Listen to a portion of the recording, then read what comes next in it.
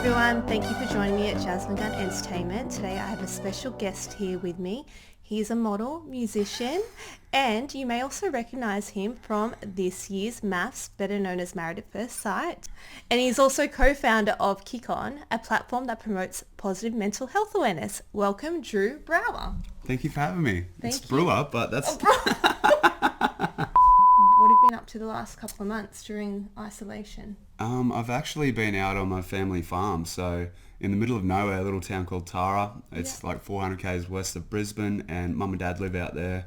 My two younger brothers have come out there for isolation too, so yeah, I've had about 9 weeks out there and just been focused on, doing stuff for Kick On, and it's been amazing. Very grounding. Nice. Heaps of great family time, and we never get to catch up, so it's been awesome. Yeah, and where are you off to after this? I'm going back to Cairns. Yeah. Okay. Yeah, so I've come down to pick up a paint gun so I can paint the outside of my house in Tara, and I head back to Cairns in about a week and a half. So Okay. I'll be sad to say goodbye to all my family, but it'll be, I've been down here for a long time. So Wow, so 9 weeks.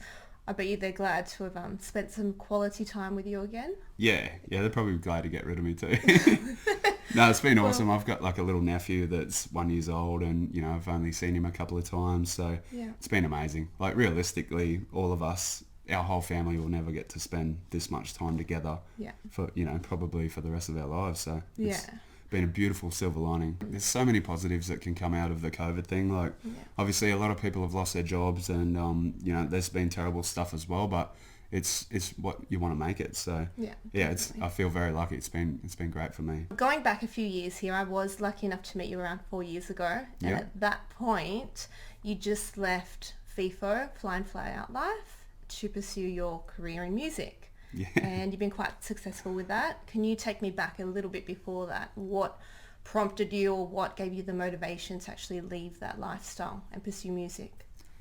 So I guess I was engaged to be married, so I got about 8 weeks out from my wedding, and the wedding was called off very abruptly with I just didn't see it coming. So I was devastated, and just for the first time in my life I didn't know what I was doing, and I was always had everything very planned out, and just had a big plan with what I wanted, and everything was going really good, but for the first time I was in no man's land, and I'm like, I don't know where I'm going or what I want to do. And it was a beautiful, looking back, it's a beautiful thing, because it was the first time in my life that I actually had some time just to sit with myself and think, what do I want to do with my life?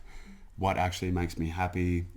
What do I want to achieve? What's important to me? So I decided, the only responsible decision was to quit my job and become a musician. So I did that, and I was very lucky to fall on my feet, and a lot of hard work and stuff, but I found my feet in the music industry, and I guess I started doing things that I'd always talked about that I wanted to do, like volunteering at places, and just stuff that I'd always said, like I wanted to go play music for the sick kids in the hospital, and things like that, and just never had time to do it before. So for the first time in my life I had time, and I started doing these things, and I started writing a new bucket list and ticking them off, and it was just amazing. It was a blessing in disguise, and the worst thing that ever happened to me. That's amazing. I follow you on media, not to sound like a stalker, but I've seen all of your... I'll follow you back, it's all right.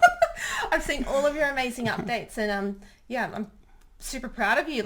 You've gone from leaving something that was, I guess, secure for you, jumping into the unknown, which is music, which is, I think it's a wonderful thing to give people. It's a talent that should be exposed to the world.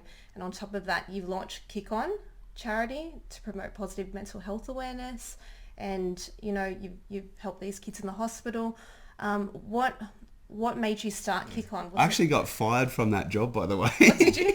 I was a volunteer, so I'm like, this is what I'm going to do. I'm going to play for the kids in the hospital, and I found this the hospital foundation, and I contacted them and said, this is what I want to do. They're like, yep, that's amazing.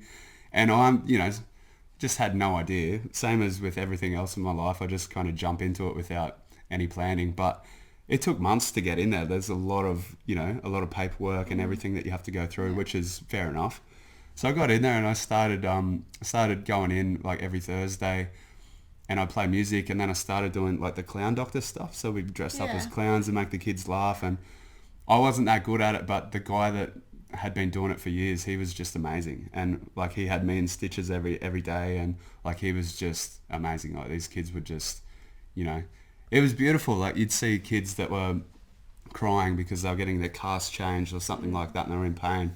And then we would come in, and this guy would just have them from crying in pain to tears of laughter. Yeah, that's amazing. And they would do their thing, and the kids wouldn't even realise, you know. So powerful, and I loved it so much. Like every time I went there, I'd go out and sit in my car for about half an hour after before I could drive anywhere, and I'd like get all emotional, and it was like just beautiful. So I went. I was doing this for a few months, and then I had to go on tour, and I came back, and then it was probably a couple of weeks, and then I came back, and I had another tour a little bit later, and I had to get a sinus operation. So I was gone for about 6 weeks all up. And when I came back, I said, "Oh, just letting you know that I'll be back in Thursday."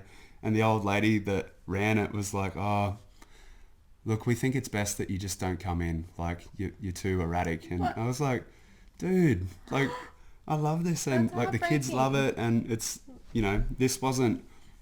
It wasn't like a terminal ward or anything like that. So kids weren't in there for a long period of time. They were normally in and out within a week or 2 weeks. So it was always different kids. So it's not like they were like, knew that I was coming or anything. Yeah. So yeah, I was heartbroken, man. It was like, I was devastated. So I got fired from my volunteer job. I suppose you're using Kick On now. You're using that platform to help not only, I guess, kids, but people of all ages. And that's an amazing thing, you know? Men, women, is that what it's all about? Just creating an outlet for people, a safe place for people to approach you with Kick On? Yeah, so Kick On started, I volunteered in a heap of different places, and I kind of found myself in the suicide prevention space. There's some amazing charities up in Cairns, and I was lucky enough to work with them and deliver some suicide prevention programs with school and then, adults as well. And I guess what I seen was there was amazing people doing amazing work, but they just didn't have that cool image for the younger kids, or anybody else really. So I really seen a big gap there that kind of needed to be filled. So Kick On kind of sprouted from that, and I have a lot of different crazy ideas. So I didn't feel like I could have creative control, like doing it under somebody else's banner, and I didn't really think that it fit in there. So I had no idea what it took to start a charity. So I just said, yeah, I'm going to start a charity. And then it probably took a year or two with a lot of help from some amazing people. And, that's where Kick On came from. And basically, we do so many different things. Like we do school talks. We did a F.I.F.O tour where we went to the gas and mining camps. I saw that. That's amazing. Yeah. Yeah. And, I actually got to go back to the same camp that I had my really hard time at. So that was an amazing, to go full circle on that was just, really overwhelming. And then, we do so many different things. We're putting together some really cool stuff for all of the frontline officers with PTSD. We've done female self-defense courses. We do primary school, high school, and we have this clothing brand that, helps us support it all, but it also creates support networks in communities. All the proceeds from that range goes in towards funding those projects. Yeah, so we have it set up as 50% of the proceeds, 50% of the profits go straight to Kick On. The other 50% help us do our marketing and kind of grow that business as well. So it's been amazing. Like we opened for pre-sale the other day with all our new range with the female activewear and stuff, and been blown away. Like heaps of people are getting involved, and it's really cool. I saw that Seb, one of your fellow participants in MAFS, is jumping on board, and you guys are collabing together as well. Yeah, Seb's unreal. What a beautiful human. He's so good. Like that is one of the amazing things that came out of MAFS. So he's just such a genuine guy with his, he's on this journey where he wants to bring wellness to everybody, and he's a personal trainer. He's hilarious, and he's just such a beautiful person, and he's got, he's very eccentric, but he's very, very involved in the spiritual side of things, and, all this other thing. He's very connected with himself emotionally, and he tries to pass that on, which is awesome because he's such a big, you know, you see him and you're like, oh, Just- he's a big footy jock, or, you know, he plays at high grade AFL and he's this big tank of a dude, but he's very sensitive and he talks about his emotions, and it's like, that's nice. cool. Yeah, well, I guess the saying goes, you should never judge a book by its cover. Exactly. Yeah. Don't pigeonhole people. But yeah, we've done a collab where it's, you know, it's Kick On, it's Seb, so he basically gets 2 people and trains them for 2 weeks every day. This is all free. Yeah. Kick On, we've come on board and we, you know, I give them a call every couple of days and we have a chat about how they're doing mentally, you know, goal setting, other aspects of their life, and just keep in check, make sure they're doing good, because it is a massive adjustment to their lifestyle. Yeah.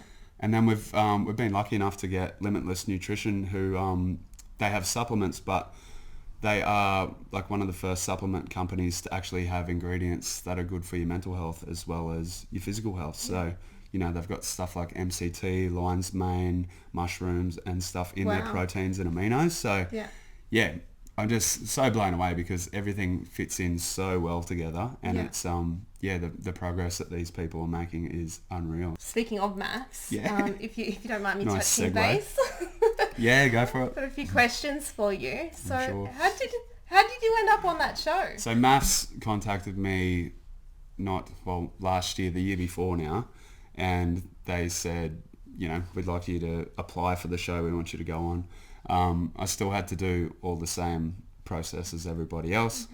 But, you know, I did the interviews, the psych tests, all these questionnaires and stuff like that. And then I got right up to the final bit and they said, we didn't find anybody for you. You're a loser.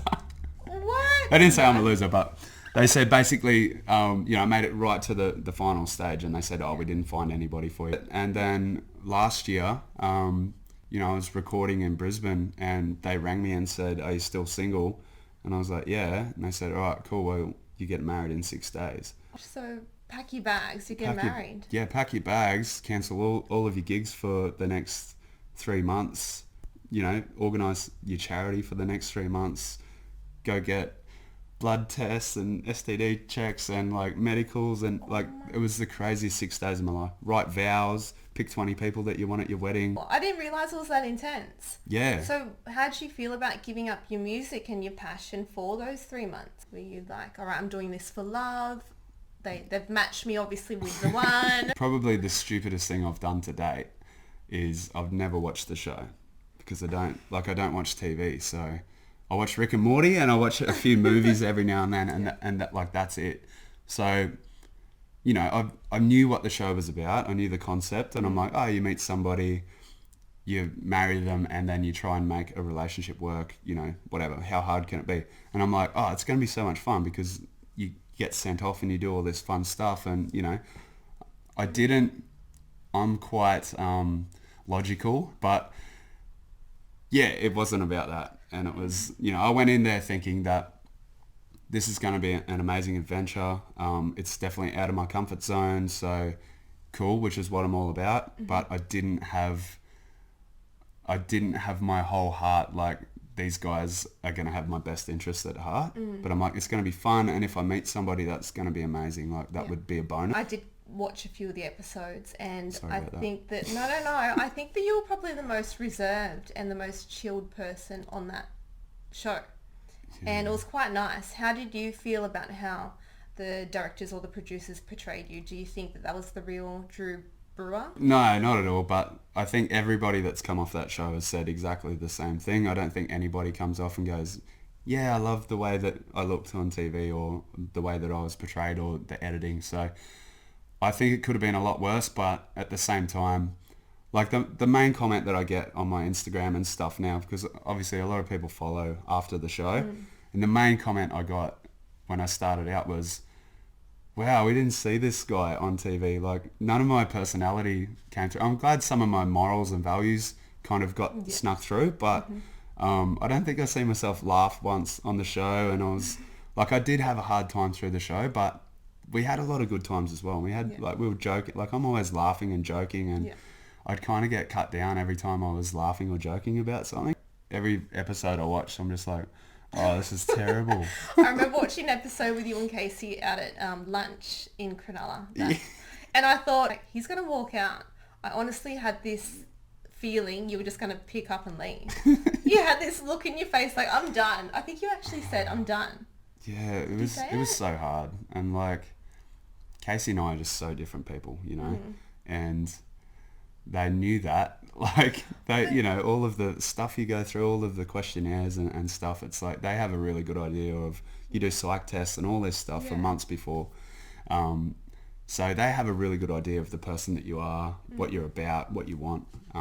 So yeah, it wasn't fair on Casey and it wasn't fair on me. So that first moment that you saw her turn around, was that really the first time you saw her, or did you get to pick? No, that was legit. Yeah, we get to the end of the aisle and like all of her family are there, all of my family were there, and I have to do this big walk in, and I had to do that a couple of times, and then I stand there for like probably an hour waiting for. You know, she was there the whole time, but they don't let her walk down for ages just to build the suspense. And yeah, I had no idea who was going to be there. And, you know, when I turned around, I was blown away because Casey's, you know, she's gorgeous. And like I was like, oh, shit, okay, this might be all right. Like, you know, she looks really nice. And we had a connection straight up where we were physically attracted to each other, which obviously, you know, that helps. That's not everything for me, but it definitely helped. You know, that's all you've got to go off at the first sight. So I'm like, okay, cool. This might be all right here. And it was about 2 days in, and I'm like, oh, we were just so different. Yeah, it was tough. And like, you know, if I've learnt one thing from this show is don't believe anything you see on TV. And like, it was amazing, like the situations, how different they could be in real life to what they show, and with editing and all this kind of stuff. It can literally be the opposite of what actually happened. And it's crazy. So I'd be sitting there every episode going, that's not what happened. Or like, I didn't say that. Or like, it can be taken so far out of context. So, but yeah, look, it is what it is. Yeah. No regrets, or a few regrets? No, I try not to regret anything in life. You know, I learned a lot of lessons, and as cliche as it sounds, I grew as a person and learned stuff about myself. And and like I said, Casey and I had some beautiful times as well. It was, you know, it wasn't all doom and gloom. It was just very stressful and very, very hard, you know, so. I don't mean to laugh, but there was the episode where her mother and, was it the aunties, grilled you? Oh yeah. Oh yeah.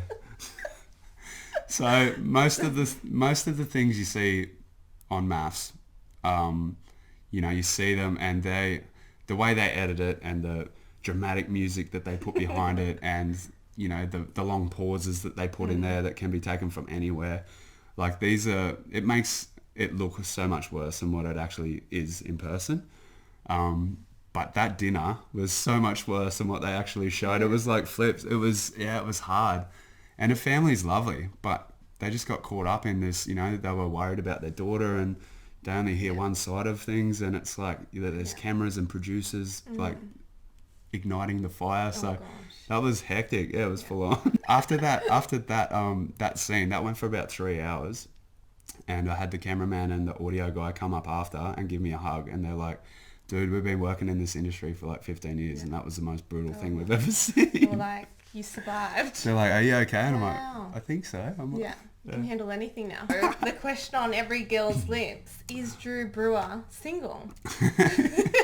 Life after MAFS. Are you single? Life after MAFS, yeah. Look, I went from being stuck in this reality TV show to having to pretend that I was with my ex-wife, because we'd broken up, you know, after.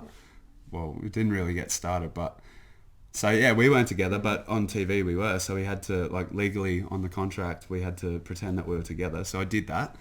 A lot of other people didn't, but I did that, and then I went straight into isolation. Yeah. So I've been out on the farm, like just hanging out with my parents' sheep and cows.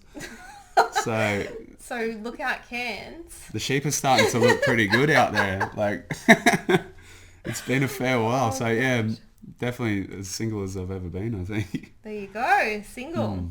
And are you going to jump back into your music as soon as you get back to Cairns? Yes, I've been recording, and we've got about 6 new singles to release. So it's just figuring out the best way to do that, and I'm really, really excited, because like there's some amazing well, I'm probably a bit biased. I'm not going to say it's amazing, but I'm really, really happy with the songs, and they're very different. And yeah, I can't wait to release them. So, but obviously no live gigs for a little while, probably with the COVID. So Yeah. just see how we go. Yeah. So with your music, who inspires you?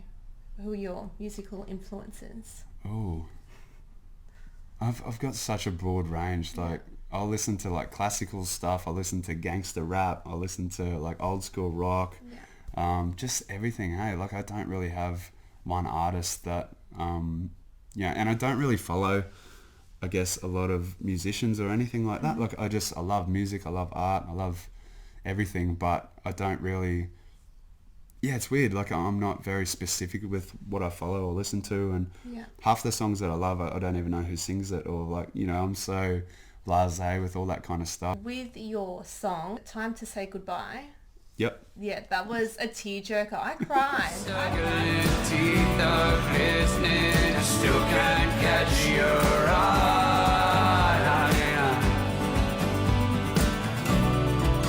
Guess it's time to say goodbye. You wanna move on, better can't let go. Said I wanna move on, better can't let go. You wanna move on, better can't let go. You wanna move on, better can't let go. Inspired, did you go through something personal to inspire that song? Music for me is all about giving people an outlet, and what people want to feel. They want to feel good, they want to feel bad, they want to let emotions out, and a lot of people struggle to let emotions out, and I'm one of those people, so music for me is a massive therapeutic thing. So when I go through, that's why a lot of my songs are very personal. Like when I go through like a bad breakup, or when I'm inspired, so when I'm like madly in love, or it's a breakup, or something good or bad happens, that's when I sit down and write music. So for that one, Time to Say Goodbye was about my marriage being called off, and the process of trying to deal with that and get through it, and thinking that I was in a good place and like, no, I'm fine, which is what we all do.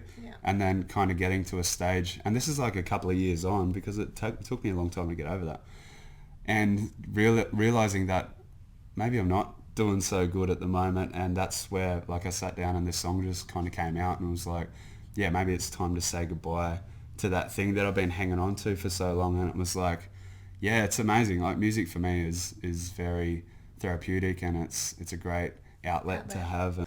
I definitely think it's an outlet for anyone from all walks of life, and it's great that you give that to all your listeners. So thank you. And everyone should have a creative outlet. Like, you've got your drawings, which are amazing. I can see some on the table over there. And I just think like art and just having some outlet is so important for your mental health. And you don't have to be good at it. Yeah. No one else has to see it. Yeah. But just getting your feelings out onto paper or into something, like putting your energy into something is very important.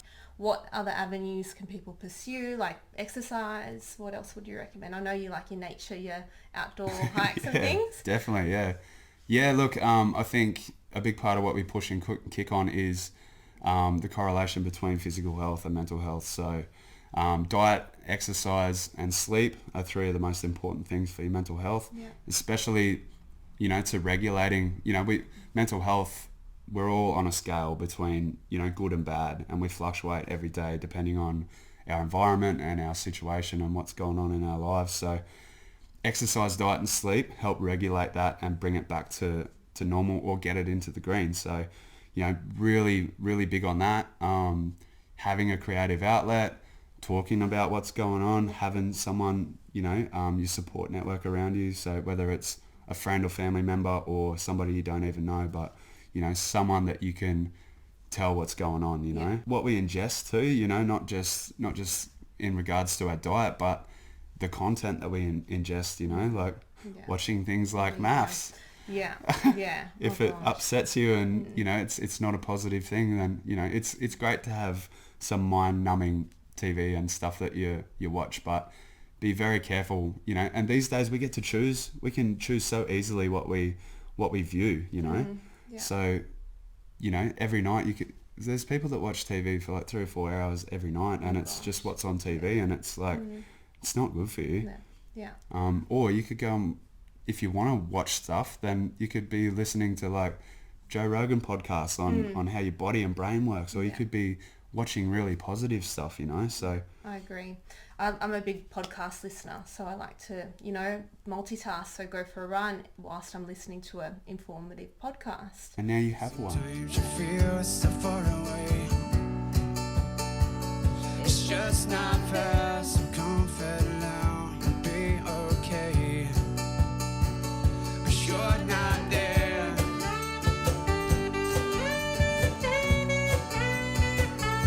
You're not there.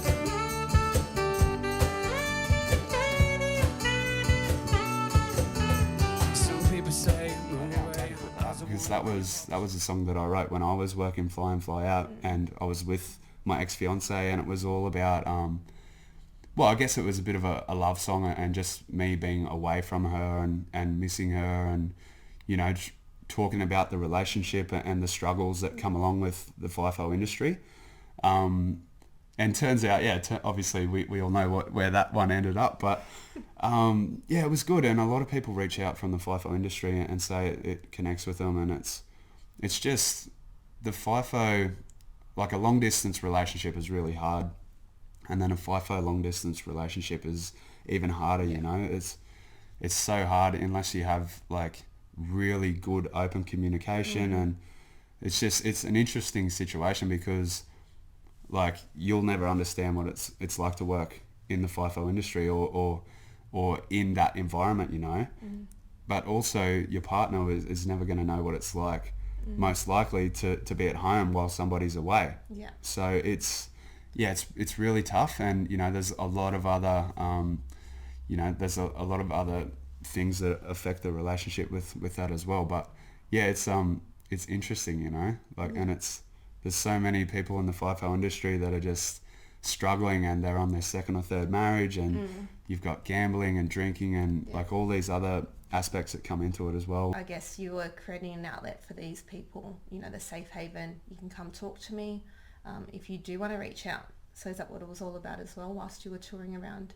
Yeah, the mental health tour, like through Kick On, was, you know, we took 2 stand-up comedians, we had the full band, and then we started conversations around mental health, and we had an amazing speaker with us as well that explained how your brain works, and you know how to adapt to that situation, and how to, I guess, get in a positive mindset, you know. So it was really cool. Like some of the stories that came out of it, like, you know, we had grown men that would stay back at the end, and like these are big, tough, burly, like, you know, F.I.F.O guys with big beards, and like they, you know, and they'd come up after, and like nearly everyone that we did, we had one person that would hang back and, you know, just open up, and you know there was tears, and it was just this amazing thing. And yeah, it feels amazing to be involved in something like that, and we want to keep doing that. So yeah, awesome. Yeah. So with the Kick On charity gear,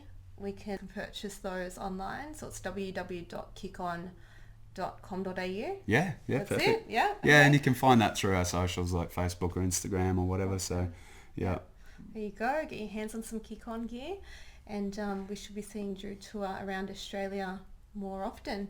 Yeah. As soon as we're allowed to, we'll be taking the band all over the place. So yeah, we've been lucky from, you know, obviously the MAFS was a pretty terrible experience, but there's a lot of positives coming out of it, and a lot of people, you know, are waiting to see some live music, and yeah, we want to go everywhere. We keep getting asked like, are you coming to Perth and Adelaide and Tassie and the Goldie and Sunny, and it's New Zealand. We're definitely we're going to go everywhere. So yeah, good on you. Thank you. Now a few other little questions. Where's Cornelius? I get asked this a lot. I was expecting Cornelius to sit here. I had like the lounge set up for him. Yeah, he's too big to fly.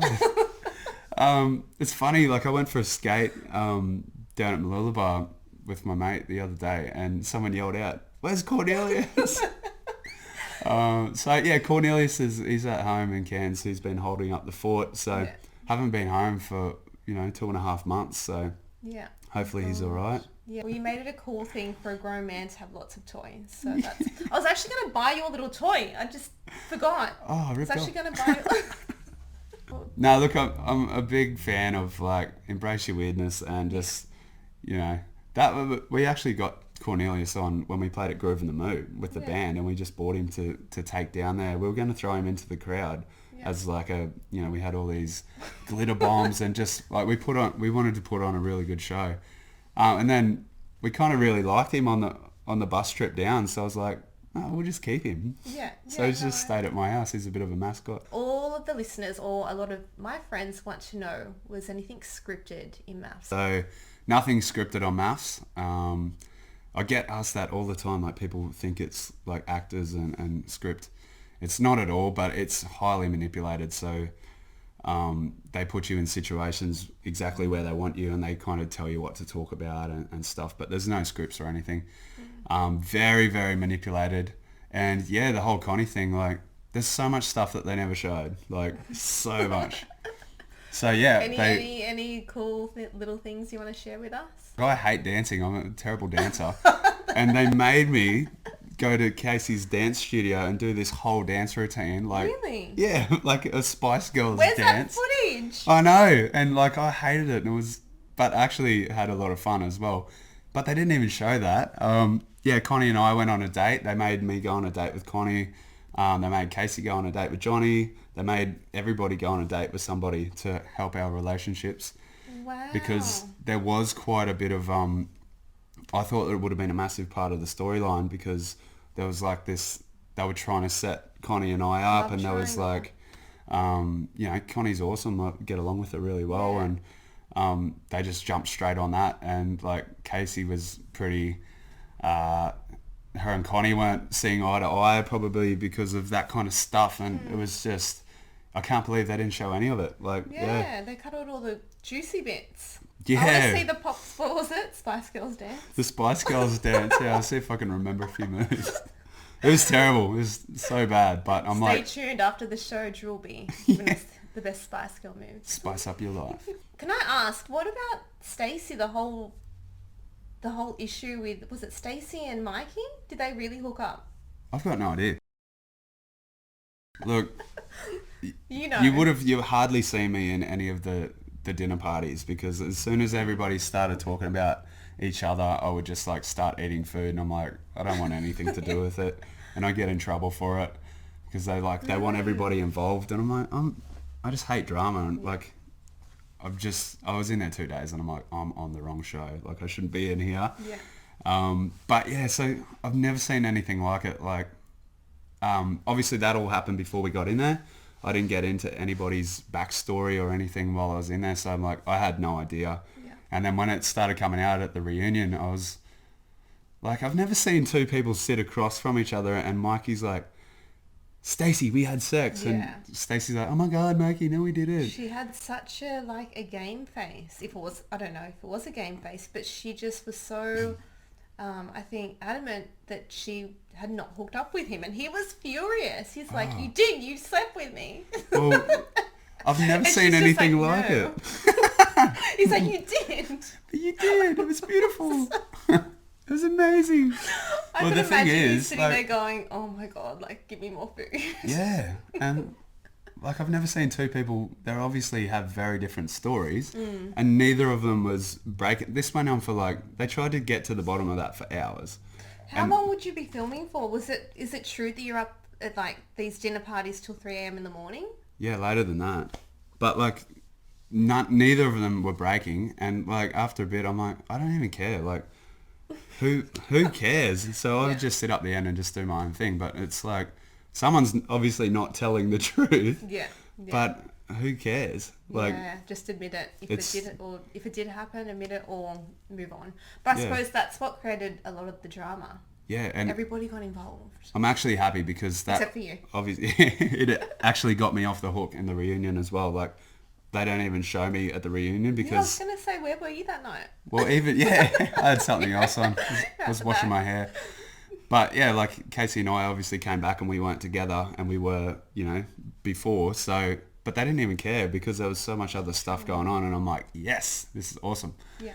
But yeah, those dinner parties, they would go to like 4 in the morning, 5 in the morning sometimes, and How do you stay awake? Like, so hard. And like you can't do anything, like you're stuck in this big warehouse. And were any of you like, let's just create drama so we can get out early this time? speaking to people after, like they would go in with game plans and they're like, I'm going to say this and do this, and I'm like, I'd get in trouble all the time for talking about stuff that, you know, I'd be in there and Johnny and I would be like talking about jiu-jitsu or something like that, and a producer would come in like, no one cares about jiu-jitsu, talk about relationship stuff. And I'm like, I don't like that. Who are the closest friendships? Obviously Seb. Yeah, I really get along with Seb and Lizzie. Yeah. They're beautiful people. Look, there's nobody off the show that I wouldn't go have a beer with. Yeah. Or like if any of them, if you're watching, any of you guys, you want to have a beer, just hit me up. So yeah, there's nobody that I wouldn't go catch up with after the show. But I think I came out closest with Seb and Lizzie. Love Joshy. Johnny's cool. Connie's great. Who else? Chris is really cool. Like, yeah, all of them. Like, Yeah. and there was people like Luke and Dave and stuff as well. Tash and Natasha are cool. I mean, like, yeah, all of them. Are you guys going to organise a big reunion? The thing is, I think there's not many people on the show that are in the same frame of mind as me and just Really? get along with everybody. So most of them had like run it, you know, because they were on for longer than me as well. So most of them have like maybe say half. They like half of the people and the other half they don't. So that's MAFS done. What about The Bachelor? Since you're single, would you do? Bachelor. I think you'd be a good bachelor. I don't know. I think you'd be I'm pretty perfect. I off wanna reality nominate you. TV for a bit. Yeah, well, But yeah, look, that's been thrown around a lot as well, and it's, I don't know. oh, If they were different to MAFS, like I'd consider it, but it's, yeah, I'm a bit burnt. wedding songs. Are you going back to Cairns to play at many weddings? I have been hit up to do quite a few weddings, and I had to cancel quite a few, like because of the show, which is hard. Like I didn't want to do that. Like I've never cancelled a wedding gig in my life until MAFS came up. There was just no other way around it. But yeah, I still want to play wedding gigs because I love doing it. But yeah, I'm kind of really focused on kick on.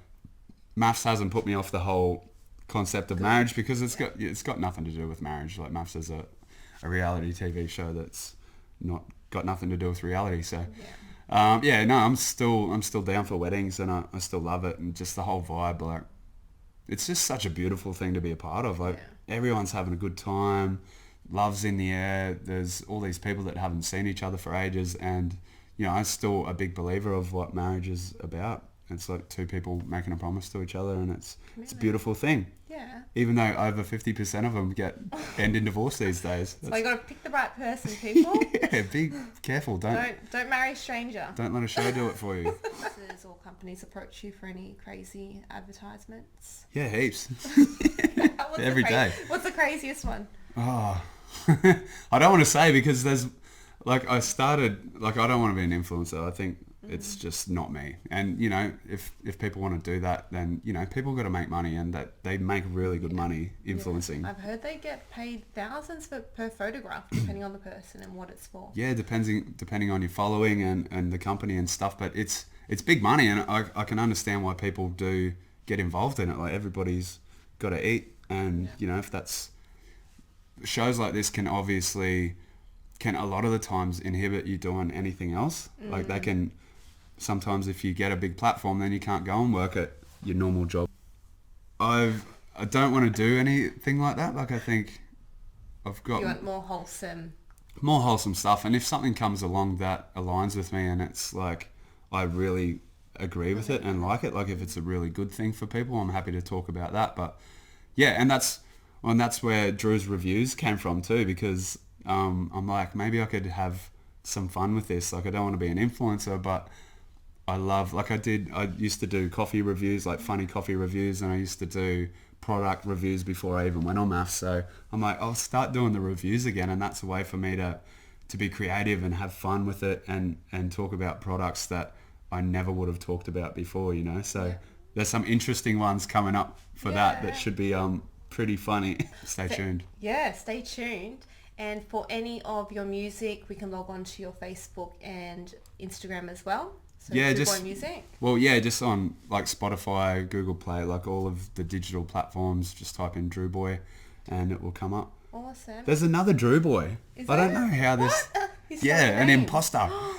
Well, I don't know how this happens. Like I thought, and I thought you could only have one, artist name, but it's this dude from like Africa, and he's like a rapper guy, and he's got heaps of You songs. guys might have to link up and I have to do perform a Zoom a Drulo. But yeah, like he's not bad. He's just very different to me, And so there's two Drew boys on there, and then a Irish one popped up the other day, which is like totally different again. But there's the album that you were talking about before, Growing Down. So there's 7 songs on that under Drew Boy and the Sax Addicts, and then there is 2 singles and music videos under Drew Boy. But Yeah. Okay. yeah, but it's everywhere. So again, people, you can log on to www.kickon.com.au and you can purchase some really cool merchandise, which of course goes towards all of the future programs and events to support positive mental health awareness, which we are all about. And I thank you all. I thank you, Drew Brauer, for coming in and joining me all the way from Tara, and you're heading to Cairns, so safe travels. Thank you. Yeah, I appreciate your And- time. Thanks for having me as the you so first guest. I know, thank That's- you. First guest. What an honour. Thank you so much for joining me at Jasmine Gunn Entertainment. Please subscribe on the link below. Join in. Let me know what you want to talk about and what you want to hear. Thank you again, Jasmine Gunn Entertainment. Have an awesome day. Bye. Bye.